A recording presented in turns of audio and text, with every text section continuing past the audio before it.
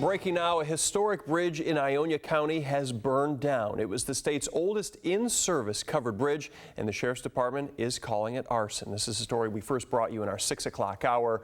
This bridge is called the Whites Bridge in Keene. It's over the Flat River. The fire started around 5 a.m. and by the time investigators arrived at the scene, the whole thing was gone. It had already fallen into the water. Fox 17's Tim Swore is live on the scene and joins us on the phone. What are you seeing right now, Tim?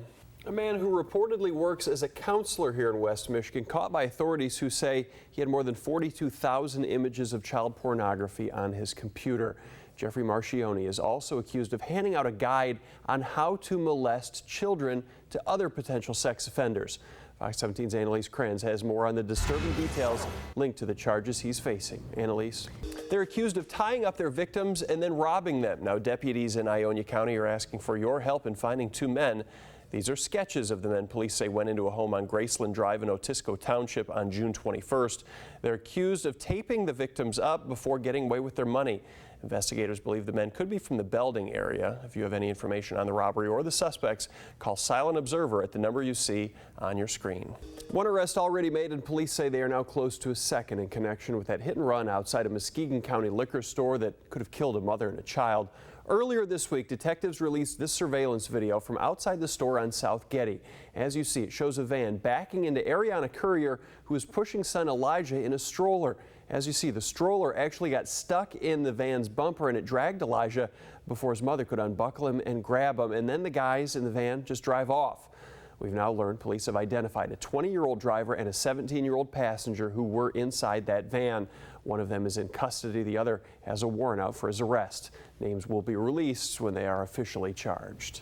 If I were interested in getting a mobile phone, which I certainly am not, no, not at all, I would get one from that company just because of that commercial. Two of my favorite things together. Yeah. I love it. Actually, three. I'm kind of an Anglophile, so. Very cute. Yeah. If I had a way to tweet that out and cared enough, I would do that. We'll find it for you so you can. Okay, just post it under my name. Okay. I'm personal secretary now. Why not?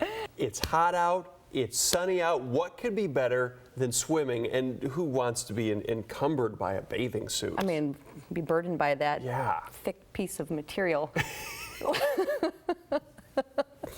If you've ever wanted to go skinny dipping, well, now is your chance. There's a skinny dip at 1 p.m. and it wraps up a week of celebrating the bare necessities of life. It's at the Forest Hills Club on Riverside Drive in Saranac. You can join thousands of nude swimmers. It's just one event of several going on around the country with literally thousands of nude swimmers. Or you could go see the sensation that it got.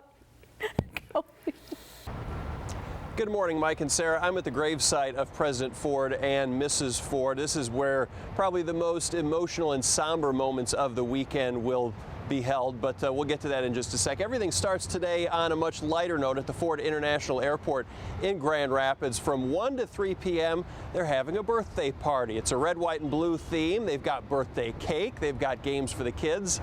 And it's all in the Grand Hall, the Great Hall. It's before security, so if you're flying to or from Grand Rapids or you're dropping off or picking somebody up, go on in and enjoy the birthday party. But be sure to actually park your car. Don't leave it there in the circular drive. The security guys won't like that very much. And then everything moves over here to the Ford Museum for the weekend. Saturday at 3, John Meacham, a historian, will be giving a lecture on the centennial legacy of President Ford. That's followed on Sunday by the wreath laying here at the grave site. Susan Ford Bales will be here. The captain of the USS Gerald R. Ford aircraft carrier will lay a wreath, and then there will be a wreath sent from President Obama that will be laid. From here, everything moves inside the Presidential Museum, where a model of the USS Gerald R. Ford will be unveiled. It is very big. It's nowhere near as big as the actual aircraft carrier, but it will show you what that aircraft carrier in the Ford class will look like. All these events are free. They are open to the public. You are invited to attend.